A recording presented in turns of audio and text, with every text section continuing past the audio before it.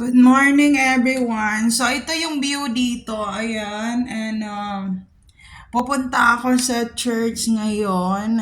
Magdadasal na sana walang mangyari sa akin. Sana walang mangyari kay Hero, kay Gabi. Magiging okay rin kaming lahat. Kung meron man ako sinasabi sa media, hindi ako nagsisinungaling. Totoo talaga yun. Nangyari yun sa akin. And dahil matanda na ako, hindi na ako magtatago. Bahala na kayong maghusga sa social media. Ginawa ko tong YouTube na to para ikwento kung anong nangyari sa akin sa loob ng 20th century na hindi ako nakauwi ng probinsya namin sa Cotabato City. So, ayun lang. So, ito yung aking outfit ngayon. Nakita nyo ba? Ayan. Nakadress ako ngayon. Ayan. Nakita nyo ba ako? Nakadress ako. Ayan.